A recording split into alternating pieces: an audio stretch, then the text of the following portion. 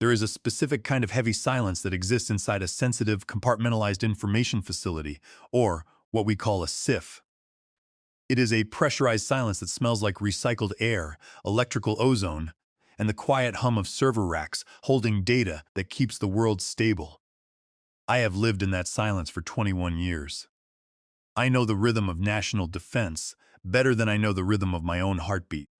When you design the encryption scheme for a $3,400,000,000 missile response protocol, you do not just write code. You write the architecture of survival. My weapon is pure logic, and my battlefield is usually a whiteboard in a windowless room at the Pentagon. But 3 months ago, the battlefield shifted to a glass-walled corporate office in Northern Virginia. The enemy was not a foreign state actor, but a man named Preston Cole, a suit with a freshly printed business card and a smile that never reached his eyes. I walked into the lobby of Aegis Dynamics at exactly 8:15 in the morning. The building is one of those architectural flexes common in the defense sector. Too much glass, too much polished steel, designed to look transparent while hiding everything. Usually, the security guards give me a respectful nod. They have seen me walk in with three-star generals, but today the regular guard was not there. A new, nervous young guard stood at the desk. I approached the turnstiles and pulled my security badge from my pocket, a hard plastic card with a magnetic strip that had granted me access to rooms that do not officially exist. I tapped it against the reader. Beep, beep, red light. Access denied flashed on the screen in polite, glowing letters. Sir, the guard called out. If the badge is not working, you will need to sign in at the guest kiosk. The air felt suddenly thin. That badge represented 13 years of high-level clearance work. To be relegated to the guest kiosk was an administrative glitch, surely. Or maybe it was the first shot in a war. It is Julian Vance, I said, keeping my voice level. I am the lead architect for the Sentinel Protocol. Check the manual override list. The guard tapped his tablet. I am sorry, Mr. Vance. I do not see you on the active employee roster. The system lists you as an external vendor, pending expiration. Pending expiration. Those two words hung in the air like heavy smoke. I did not argue. Rule number 1 of engagement: never waste ammunition on a target that does not matter. The guard was a pawn. The hand moving him was upstairs on the 40th floor. Fine, I said. I will sign in. I walked to the tablet, typed my name, and listed Preston Cole as the employee I was visiting. I printed the sticky paper badge, slapped it onto my navy blue blazer, and headed for the elevator. It felt like a target. As I rode the elevator up, I ran a diagnostic. The project was in phase 4. We were weeks away from the final review, and integration testing was 90% complete. The only variable that had changed in the last month was Preston Cole. Preston, who had spent the last 5 years optimizing logistics at a shipping firm. Preston, who thought TCP Pipey was a brand of import beer. On the 40th floor, the room was performative. People were walking faster and carrying stacks of paper that looked important, but were blank. I walked straight to my office, the corner one with the view of the Potomac. The door was open. Inside, 2 facilities guys were moving a large plant into the corner.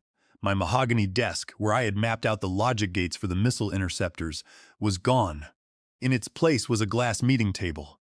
Where are my files? I asked. The hard drives in the safe? Mr. Cole had them moved, one guy said. He is repurposing the space. Your stuff is in the annex, Cube 4B. The annex was a gray, windowless purgatory near the bathrooms, meant for summer interns and contractors about to be fired. I sat in the squeaky chair. I did not storm into Preston's office to yell or threaten to sue. I do not yell, I execute. I opened my personal laptop, air-gapped and encrypted with a key that exists only in my head. If Preston wanted to play a game of visibility, he was about to learn a lesson. The most dangerous things in the world are the ones you do not see until the impact counter hits 0. My secure terminal to the Pentagon test servers was disconnected on the floor. I checked my email on my phone. A message from Preston, sent at 7:30, read, Julian, per our new directive, we are streamlining the consultant interface. Please route all technical queries through my office for approval. We need to ensure a unified voice for the client. Thanks for being a team player. Unified voice, I whispered. You mean your voice? I took a screenshot. The calendar showed a strategic overview meeting at 11 o'clock in the morning. I was not on the invite list. I checked my watch. It was 8:30. I had 2.5 hours to prepare. I was not going to crash the meeting. That is desperate. I was going to be the ghost in the machine. I started typing, documenting every security violation this office move caused. Preston thought he had demoted me. He did not realize he had just given me a field position. And in the field, I never miss. The annex was acoustically perfect for eavesdropping. The cheap partition walls were thin, and the ventilation ducts carried sound from the executive conference room down the hall with surprising clarity. I sat in my squeaky chair and listened to the murmurs of the 11 o'clock meeting. I did not need a seat at the table to know the menu. Preston Cole walked past the annex entrance at 10:55. I saw him through the gap in the partition.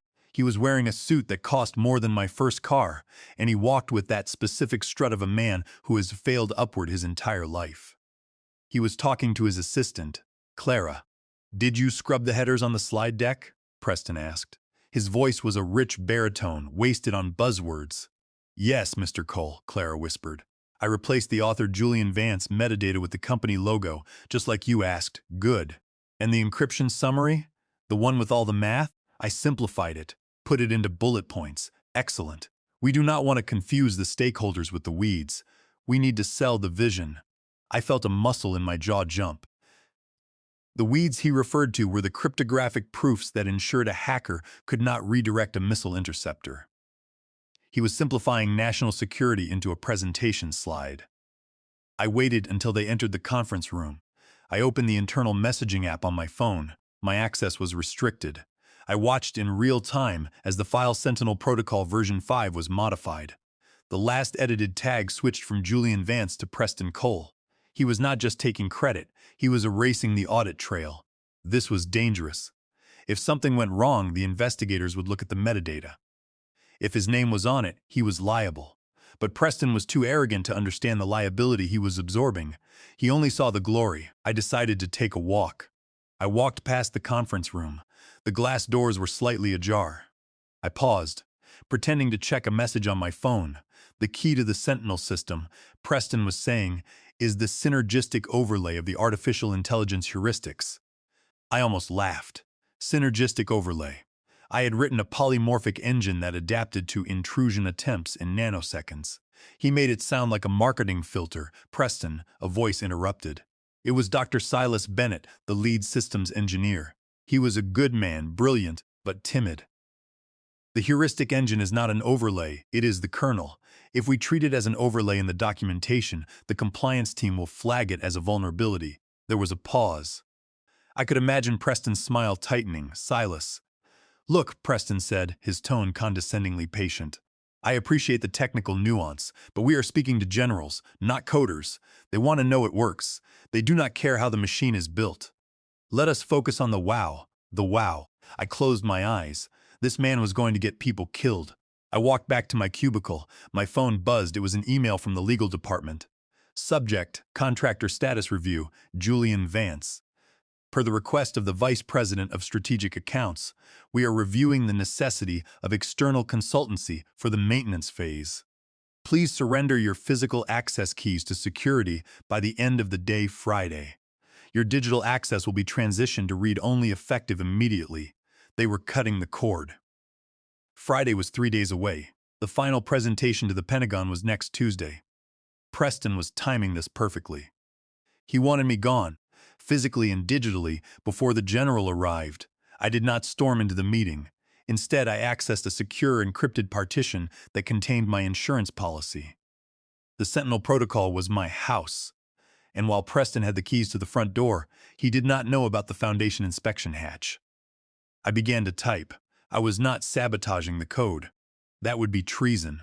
I was activating a latent logging feature I had embedded deep within the compiler. Every keystroke, every file modification made by Preston or his team would now be mirrored to a secure server in my control. If he wanted to own the code, he was going to own every single mistake he made with it. Preston emerged from the conference room, high on his own supply. He spotted me in the annex and walked over, leaning against my cubicle. "Julian," he said with that shark-like smile. "We had a great session in there. Moving the ball down the field, I said, not looking up. The wow factor, he chuckled, exactly. Look, I know this transition to the annex is abrupt, but we need to lean up. Honestly, with the project moving to maintenance, your heavy lifting is done. We can handle the day-to-day. The protocol is not in maintenance, Preston, I said, looking him in the eye. It is in pre-deployment validation. If you change the metadata headers, you break the checksums. The servers will reject the update. He waved a hand dismissively. We will fix it in post. Forward all your data files to Clara. We are consolidating the archives, and legal mentioned something about your keys. Friday, I said. Friday. Well, let us make sure everything is handed over by then. We want a clean break. No loose ends, no loose ends, I repeated. He tapped the top of my cubicle wall and walked away, whistling. He thought he had just fired a subordinate. He did not realize he had just dismissed the only person who knew how to fly the plane. There is a diner about 5 miles south of the Aegis Dynamics headquarters. It has not been renovated since the Cold War. The vinyl booths are cracked, the coffee tastes like battery acid, and it is the preferred meeting spot for military brass who want to talk without a paper trail. I arrived at 6 o'clock in the evening. The place was empty except for a trucker, and in the back booth sat Colonel Roger Briggs. Roger was in a gray hoodie and jeans, looking like a tired dad rather than the man responsible for the logistical deployment of the Eastern Seaboard's missile defense shield. But his posture gave him away, back straight, eyes scanning the entrance every 3 seconds. When he saw me, he just nodded and moved his coffee cup to the side. I slid into the booth opposite him. You look tired, Roger, and you look like you are dressed for a funeral, he countered, eyeing my navy blue blazer. Maybe I am, I said. How is the family? Family is good. Kids are expensive. Let us skip the pleasantries, Julian. My secure communications have been buzzing all day. I am seeing update flags on the Sentinel project that do not match the schedule. The authorship tags are weird. The waitress came over. Coffee, I said. Black. Keep it coming. When she left, I leaned in. The tags are weird because Preston Cole is rewriting history. He scrubbed my name, Roger. He is putting his own signature on the code blocks. Roger swore quietly. He rubbed his face with both hands. I knew it. I told the general that Aegis Dynamics was getting shaky. Who is this guy? I asked. I looked up his file, Roger said. He is a suit. Master of Business Administration from Wharton. Track record in cost optimization. He does not know a logic gate from a garden gate. He is the new vice president, and my contract is being terminated on Friday. Roger froze. Terminated? Before the final review? That is suicide. The general will not sign off on a system if the lead architect is not there to vouch for it.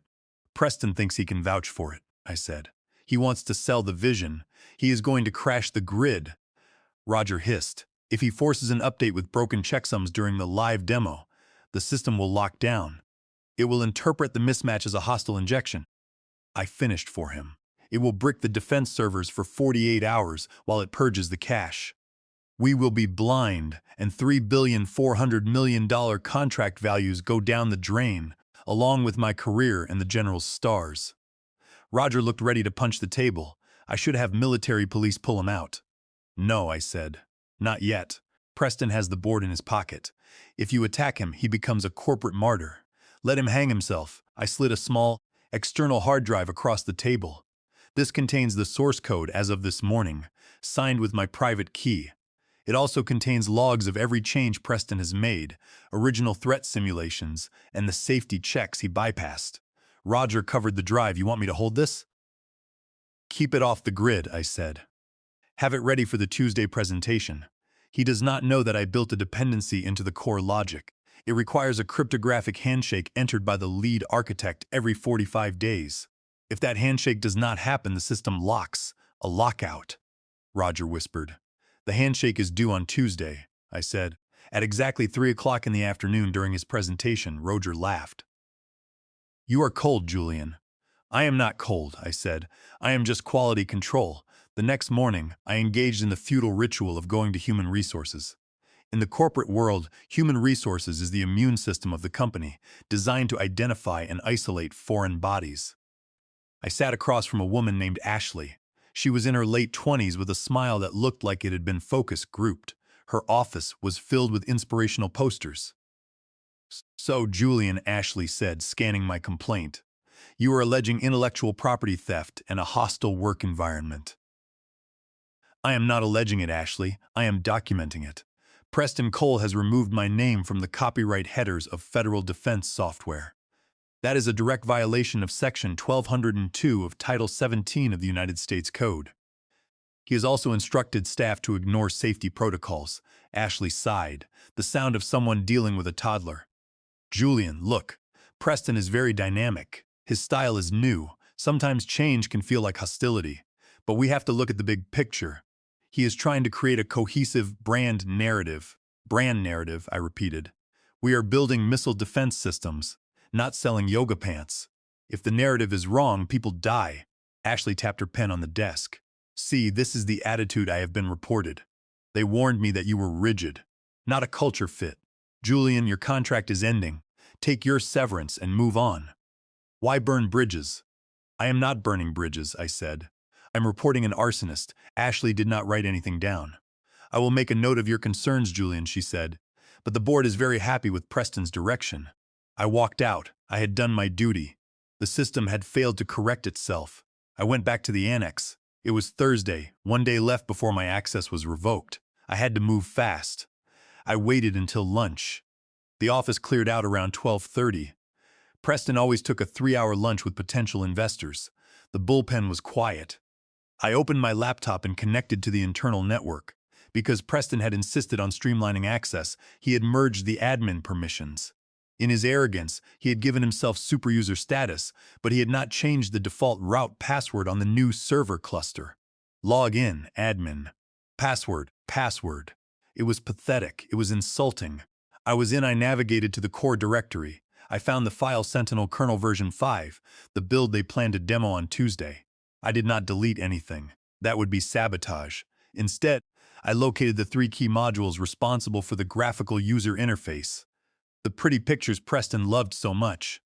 I applied a layer of encryption to them, not a heavy one, just enough that the system would need to verify the author's credentials to render the graphics. If the author was listed as Preston Cole, the system would check his cryptographic hash against the code's hash. Since Preston had never written a line of code in his life, the hashes would not match. The system would not crash. It would simply refuse to display the wow factor. Instead, it would display a raw error log. Specifically, error 403, author verification failed. Please contact administrator. I set the encryption to activate on a timer, Tuesday, 14:59.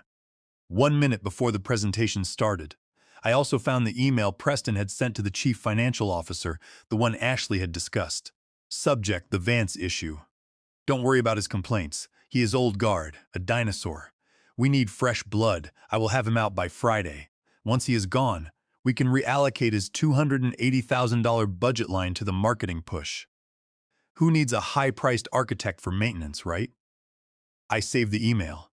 Then I did something petty. I went into the digital cafeteria menu and changed Taco Tuesday to Traders Get Tacos. Friday morning was my last day. The atmosphere in the office was suffocating. People avoided eye contact as I walked to the annex. They knew I was a dead man walking. At 10 o'clock, there was a mandatory meeting to prep for the presentation. The invite in my inbox had a tag, Role Observer Only, Audio Disabled. They had preemptively muted me. I sat in my cubicle, put on my headphones, and joined the call. On my screen, a grid of faces appeared. Preston was in the center, large and high definition. Clara, Dr. Bennett, and the junior developers were in smaller boxes looking tired. Team, Preston began, his voice booming. Tuesday is going to be a defining moment. We are going to show the Pentagon that we are not just a contractor, we are a partner. He pulled up a screen share of the slide deck. Slide 1, Sentinel Protocol.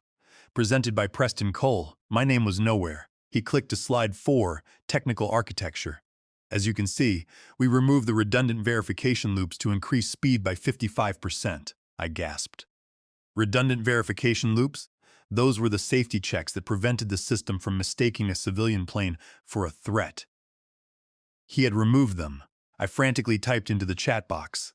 Preston, you cannot remove the verification loops. That violates safety compliance. The message appeared for a split second. Then it vanished, deleted by the moderator. Preston did not even pause. I see some activity in the chat, he said. Let us keep the channel clear for constructive feedback only. Don't want to get bogged down in negativity. He was gaslighting the entire engineering team. I looked at Dr. Silas Bennett's video feed. He looked pale. He knew, but he had a mortgage and 3 kids. He stayed silent. Now, Preston continued, regarding the live demo, we will be running the interceptor scenario. It is flashy. The general will love it. I will drive the simulation from my terminal. I tried to unmute myself. The icon remained gray. The host has disabled your microphone. I sat there gripping the edge of my desk until my knuckles turned white. He was forcing me to watch him dismantle my work while gagging me. At 4:45, a security guard appeared at my cubicle. "Mr. Vance," he said, "Mr. Cole asked me to escort you out. He wants your badge." I stood up, picked up my bag and the small framed photo of my dog.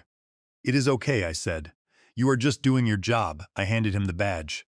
"You are not allowed back on the premises." The guard added. "Don't worry," I said. "I won't need a badge for where I am going." The weekend passed. I monitored Preston's work from my personal server. On Sunday night, a junior developer named Nolan called me. He was using a secure line. "Mr. Vance," Nolan whispered. "The team saw the commit logs before he scrubbed them. We know you wrote the kernel and he is faking the data. He wants us to hardcode the simulation results to show a 100% intercept rate, when it should be 85%. He is threatening to fire anyone who objects to his changes. Do exactly what he says," I told him. "Let him have his fake data, but Mr. Vance..." "Trust me, Nolan, I will email you a file." On Tuesday morning, forward it to General Bowman's adjutant.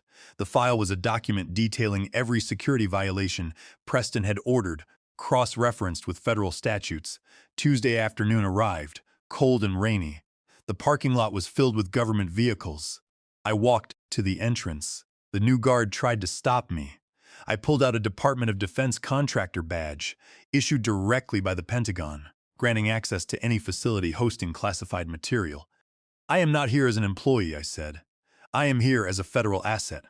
If you block me, you obstruct a federal audit." He lowered his radio. "Go ahead, sir." I took the elevator to the 40th floor.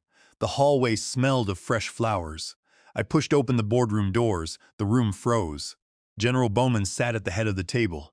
Beside him was Roger, who gave me a nod. Preston stood near the screen. "Julian," Preston said, his voice tense. "We have already started. You are support staff.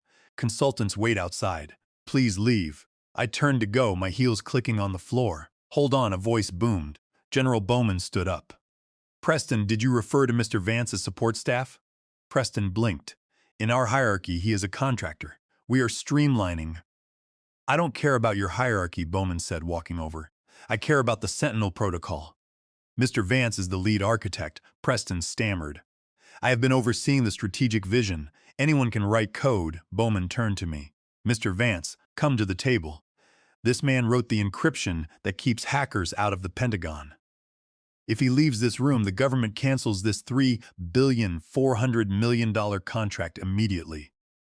The chief executive officer, a man named Albert Croft, turned pale. He was sweating through his collar. "General, we did not realize." "Run the demo," Bowman ordered. Preston scrambled to his laptop and initiated the launch. I checked my watch. It was 14:59. He hit enter.